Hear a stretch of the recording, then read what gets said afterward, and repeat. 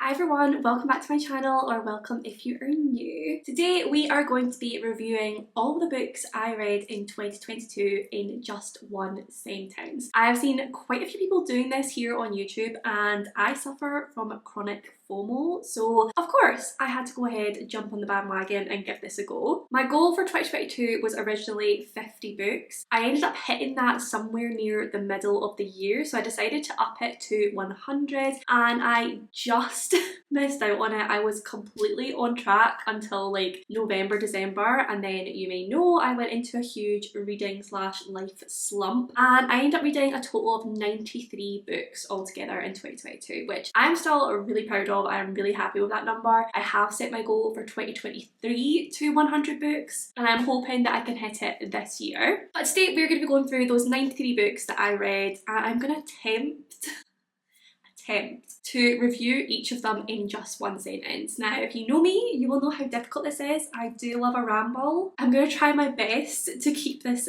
concise, but we do have quite a few books to get through, so I think we should just jump straight into it. So I've got my phone here with my Goodreads and I'm just going to go through all the books that I read in order throughout the year. So the first book I read in 2022 was There's Someone Inside Your House by Stephanie Perkins, and I did not start off the year well. This was a 2-star read for me. It was one of those books that was so bad it was funny. It was seen more like a spoof YA thriller than an actual YA thriller, and the reveals in it were just disappointing and a little bit unrealistic. Next up I read Pine by Francine Toon and I gave that one 4 out of 5 stars. This was some of the most eerie and atmospheric writing I have ever read, and the book was somewhere between a murder mystery and a creepy folklore tale, which I just loved. The next 5 books I read were all part of a series, and that was the Mind series by St. Abbey. So we have The Risk, Sidetracked, Scarlet Angel, All the Lies and Paint It All Red. And I'm pretty sure I gave all of these 5 stars apart from the first one, which I gave 4 stars. But looking back on it now, I probably would give it 5 stars just because it is a 5-star series for me. It is smutty romance meets Criminal Minds, which if you know me is pretty much the perfect mix. Next up I read another 2 books in a series, and those were Flock and Exodus, which are the first 2 books in the Ravenhood series. I gave Flock 5 stars. I absolutely adored it. It was such a good summer romance with amazing smut thrown in as well. Exodus I gave 4 out of 5 stars. I didn't enjoy it as much as the first one and something happens in the second one which I was really not happy about. Next up I read Ugly Love by Colleen Hoover. I gave this one 5 out of 5 stars. As you will know, Colleen Hoover always gets me. I am so invested in her characters and I sobbed like a baby at this book. Next I read One Perfect Morning by Pamela Crane and I give that one 4 out of 5 stars. This was such a gripping thriller with 3 really strong, interesting female characters and a killer ending. Next up I read Someone We Know by Sherry Lupina and I gave that one 5 out of 5 stars. This is one of my favourite thrillers of all time. It was my first ever Sherry Lupina book and it hooked me right from the beginning and had me guessing right up until the end with this intricate web of lies and deceit and betrayal and just good stuff. I then read The End of Her by Sherry Lupina and I ended up giving that one 3 out of 5 stars. This did not live up to the first of her books that I read. I found it really repetitive. I felt like it could have been a lot shorter and I did guess the 2 twists in this one. It was still fun. I still flew through it, but it just really wasn't anywhere near as good as Someone We Know. I then read The Night She Disappeared by Lisa Jewell and I gave that one 4 out of 5 stars. You guys know Lisa Jewell is one of my favourite thriller authors and I did love this book. I flew through it in a couple of sittings. I really loved how there was 3 different timelines in this that were all like interwoven throughout the novel. The only criticism I have is that I did guess the ending fairly early on, but I still really enjoyed my time with the book. I then read The Assistant by S.K. Tremaine, which is another thriller. Can you tell I was on a bit of a thriller kick at this point? And I gave this one 4 out of 5 stars. I loved the book. It was so fast paced, so compelling, so creepy because we have basically this woman that is being terrorised by her Alexas. I was absolutely gripped. I was on edge while reading it. I just really didn't agree with some of the language that was used in this. I then read The Neighbours by Anya Alborn. This was my first Anya Alborn book and one of my first horror books as well. I ended up giving this one 3 out of 5 stars. I did enjoy it and I did think especially the first half of it was really creepy and had me on edge, and I do really love to be creeped out. You might find that weird, but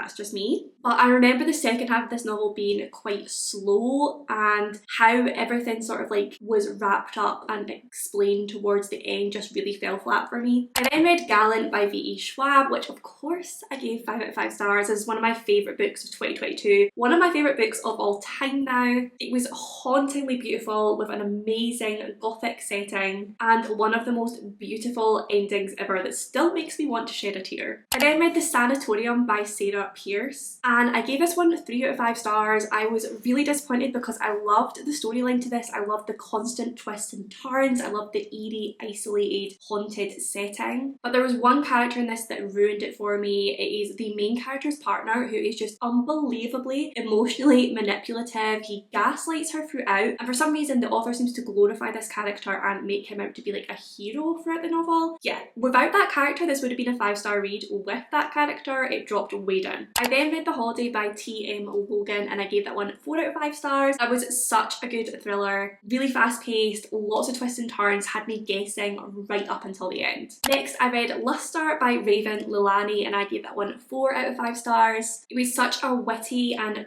dry look at the life of a young 20-something woman and her navigating life stereotypes and the barriers she comes across in a really honest and somewhat ugly way. Next up I read The Bluest Eye by Toni Morrison, and of course I gave this 5 out of 5 stars. It was my first Toni Morrison book, and it was such an interesting one because it makes really hard-hitting comments on misogyny and racism in 1940s Ohio, but it's written from the perspective of characters who have internalized that hatred and that prejudice, which is just such an interesting way to look at it. Next I read The 10,000 Doors of January by Alex E. Harrow, and I gave this one 5 out of 5 stars. I absolutely love Alex E. Harrow's writing. I think it's so beautiful. She has a flowery and descriptive writing style, but I absolutely love that, and I always get sucked into her worlds. Next up I read All Your Perfects by Colleen Hoover, and I gave this one 5 out of 5 stars as well. I think of all the Colleen Hoovers I've read, this is actually the one that I found the most difficult to read, just because the upset and the difficult situation is unrelenting in this one for the most part, whereas a lot of her other books it kind of comes and goes. And I loved how there was 2 timelines in this one where you saw sort of like the before and after of how this couple became what they became and what they went through together. Next I read Hex by Jenny Fagan, which was my favourite book of 2022, and of course one of my favourite books of all time. I absolutely adore this book. It is so short, but it packs such an emotional punch. I read it of course in one sitting and I sobbed for a long time afterwards, and I still think about this book pretty much on a daily basis. I then read Delilah Green Doesn't Care by Ashley Herring Blake, which I also gave 5 stars. Apparently I was on a bit of a 5-star run at this point, or maybe I was just feeling super happy and just loving everything I was reading. But this one was so much fun, so witty. I love a good witty romance, and I also fancied the hell out of the main character in this Delilah Green. It was just such a beautiful book, but it was so funny and seductive as well. I then read The Paris Apartment by Lucy Foley, and I gave that one 4 out of 5 stars. This was one of the first thrillers in a while where I actually felt on edge while I was reading it. I was sitting at home reading it at night, and I was really starting to sort of look over my shoulder and feel a little bit unnerved because it is a creepy thriller, but it's so much fun and so fast paced as well, with some really interesting characters. I then read Lock Every Door by Riley Sager, and I gave that one 4 out of 5 stars. This is the first of Riley Sager's books that I have not given 5 stars, and while I did really enjoy it, I found it really creepy and eerie again. I loved how his writing always hooks me from the very beginning, but I did guess one of the major twists within the first few chapters, so it didn't quite pack the same punch as Final Girls or Last Time I Lied. I then read It Ends With Us by Colleen Hoover, and again I gave this one 5 out of 5 stars. I thought this was such an honest look at Colleen Hoover's life and her mum's experience of domestic abuse, and I thought it was just so beautifully written, and of course had me crying as always when it comes to Colleen Hoover. I then read The Thursday Murder Club by Richard Osman, and I gave this one 4 out of 5 stars. I absolutely love the setting of this peaceful retirement village, this group of elderly people who came together to try and solve crime. I thought their characters were absolutely hilarious. It was just the actual murder mystery part that fell flat for me. I didn't find it quite as intriguing or interesting. I then read Miss Peregrine's Home for Peculiar Children by Ransom Riggs, and I gave this one 4 4 out of 5 stars. I did really enjoy it. Again, I thought it was such an interesting sort of like children's tale because it was very creepy and eerie, and I loved the inclusion of these like sort of horror based photos of these peculiar children that were like put throughout the book. Anything multimedia, I am here for it. I then read The Resident by David Jackson and I gave that one 4 out of 5 stars. This is another great thriller. Again, super creepy because we are reading about this killer who goes into the attic of an abandoned house and then realizes through that attic he can get into the other houses in this terrace?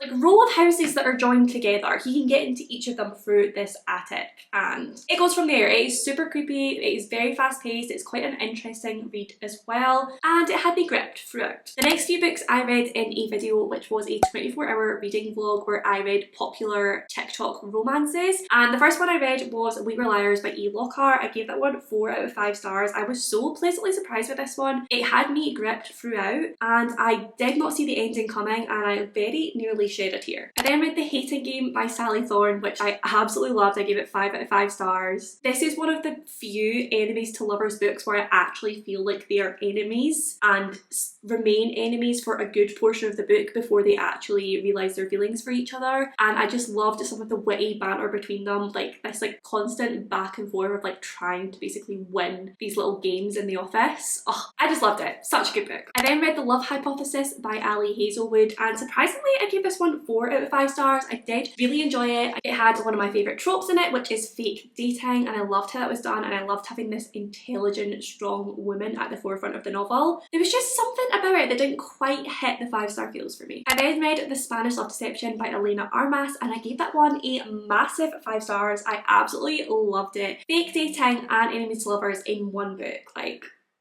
what could you want more? And also it really reminded me of The Wedding Date, which is one of my favourite romance films. Plus Adam Blackwood is like the pinnacle of fictional crush. I then read Red, White and Royal Blue by Casey McQuiston. This was the last book I read in that video and I also gave that one 5 out of 5 stars. It took me such a long time to read this book and I have no idea why. Like I should have read it so many years ago when it first came out, but I absolutely adored it. Again, the witty banter in this was top tier and the enemies to lovers vibes again were perfect. The next 4 books I read were the Heartstopper graphic novels. These were of course all rereads for me and were of course all 5-star reads. The Heartstopper series is my favourite graphic novel series of all time and I did reread these in preparation for the Netflix series coming out, which also 5 stars. I have never seen a book to movie or book to TV show adaptation done so well. It was literally the pictures from the graphic novels put on a screen. I then read The Night Swim by Megan Golden and I gave that one 4 out of 5 stars. I loved the like podcast aspect to this. Again, like I said, I love multimedia. 4 out of 5 stars, very enjoyable. I then read Josh and Hazel's Guide to Not Dating by Christina Lauren and I gave this one 2 out of 5 stars. I don't think Christina Lauren are for me. I just really don't enjoy their novels. And this one is a Friends to Lovers, which I find difficult anyway, but in this one just didn't make any sense to me whatsoever. Like as soon as they meet, these two fancy each other but decide to hold that in and be friends for ages and set each other up on dates despite it being clear from both sides that they both fancy each other. I didn't get it. I found it so infuriating to read. I then read The Silent Patient by Alex Michaelides and I gave that one 5 out of 5 stars. One of my favourite thrillers.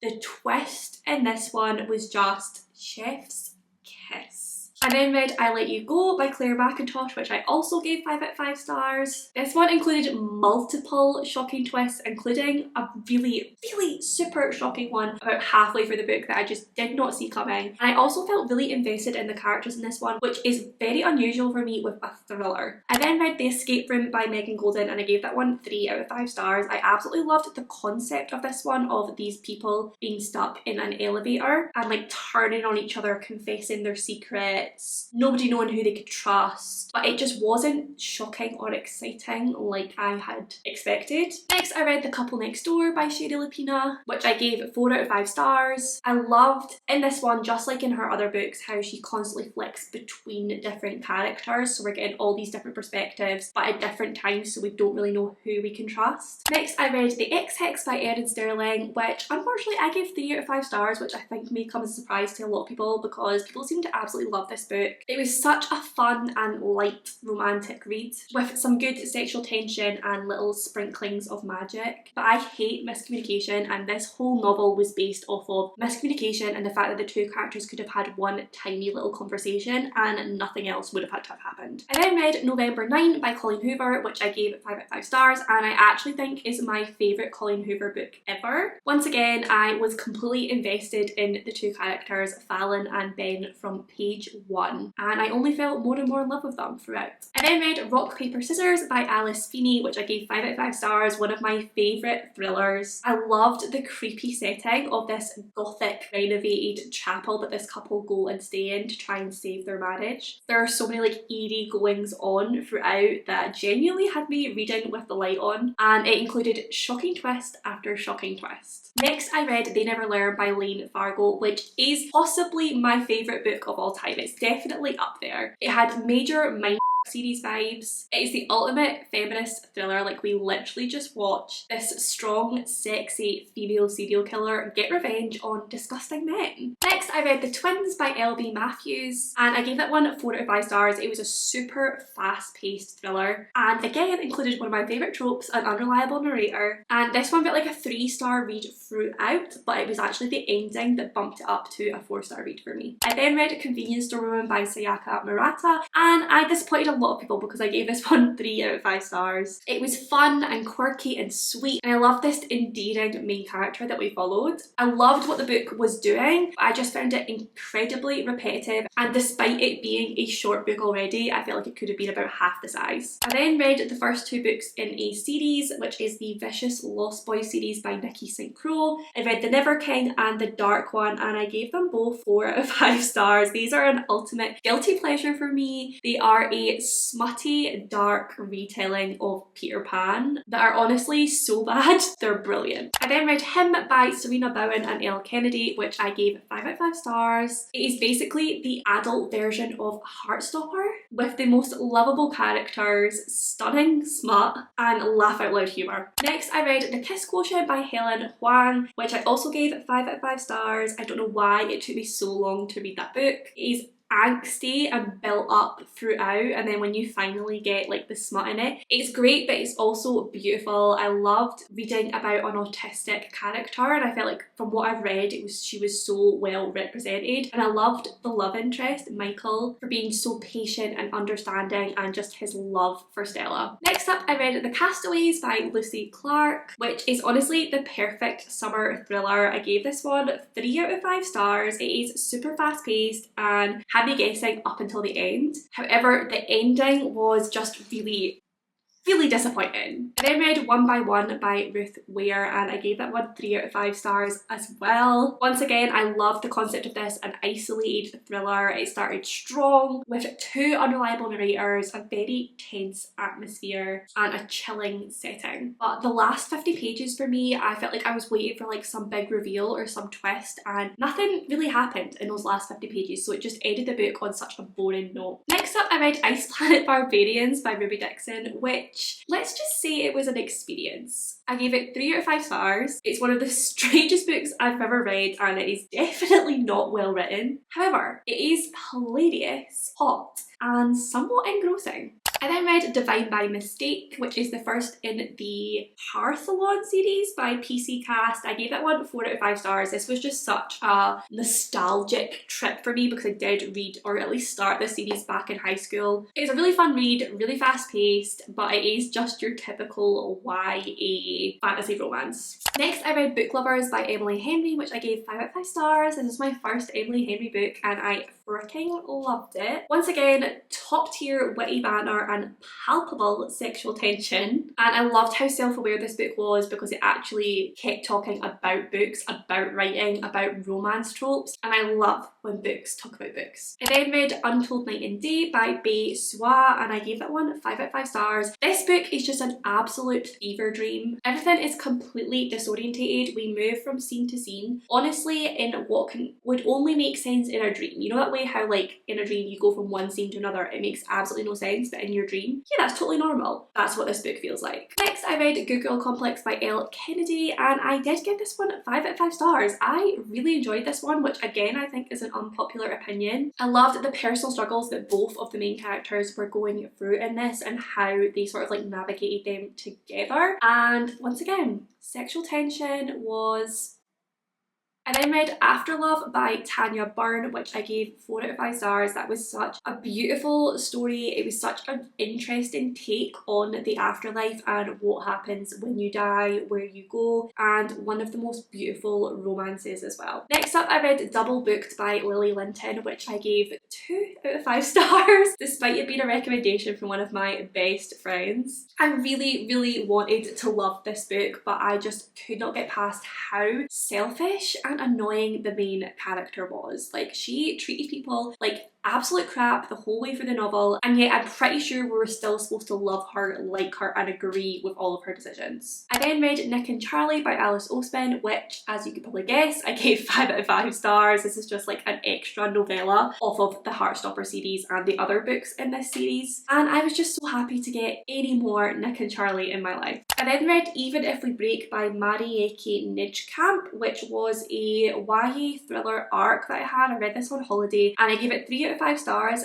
Once again, it's one of those thrillers where I really enjoyed the concept, but the actual book itself was just pretty sort of like boring, lackluster, and the reveal really disappointing. Next up, I read Docile by KM Sparra, which I gave 5 out of 5 stars, a new favourite book. It is so dark, full of all the trigger warnings in the book, but is so intelligently and masterfully executed so that it messes with your head throughout and really makes you question your own thoughts and opinions on the subject matter. Next, I read The Cheat Sheet by Sarah Adams, and I gave it 4 out of 5 stars. I really thought I would never be a fan of the friends to lovers trope, but I really enjoyed it in this book purely because I think it was done very well by Sarah Adams. The middle portion I struggled with because it was that whole bit of these two people are friends but they both clearly fancy each other and want to be together, why don't they just be together? But I absolutely loved the ending of this. It had some of the cutest scenes I've ever read, and once again, the witty banter and sexual tension throughout, so well done. I then read The Confidence of Wildflowers by Michaela Smeltzer, and I gave this one 4 out of 5 stars. I picked this one up on a whim on my Kindle because I had some time to read. I am a sucker for an age gap romance, and this is definitely a new favourite. I just loved how it was written and was so invested in the characters. I then read Rizzio by Denise Mina. I thought it was so beautifully written, so compelling, and such a good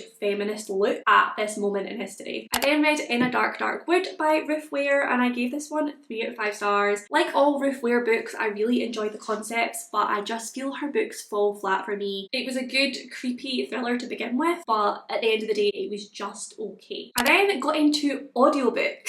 So we have some audiobooks here. The first one was Cappuccino's Cupcakes and a Corpse by Harper Lynn, which I gave 2 out of 5 stars. This was supposed to be like a good cozy murder mystery, but what I got instead was an irritating main character with an underdeveloped story and characters that just did not make sense. I then physically read The Maid by Nita Prose, and I gave that one 4 out of 5 stars. This was actually a good cozy murder mystery read with a really endearing, sweet main character, but it was just a little on the long side. I then read The Hobbit by J.R.R. Tolkien. I gave that one 4 out of 5 stars. I was so surprised by this one. It has some of the most whimsical and charming writing and is full of such simple wit and humour. I then listened to the audiobook of My Sister the Serial Killer by Oyinkan Braithwaite, and once again I loved the concept of this book. Like, we've got a young woman cleaning up the crime scenes of her serial killer sister, but I did get quite bored throughout and I felt a lot of the characters were just a little bit too whiny. I then read the third book in the Vicious Lost Boys series because that just came out, and that is Their Vicious Darling. Again, 4 out of 5 stars, guilty pleasure, can't wait for the next installment. I then listened to the audiobook of Such a Quiet Place by Megan Miranda. I gave that one 5 out of 5 stars. It's one of my new favourite thrillers. It had me guessing the whole way through. The twists and turns were like, I was listening to the audiobook and I literally stopped what I was doing and was just like,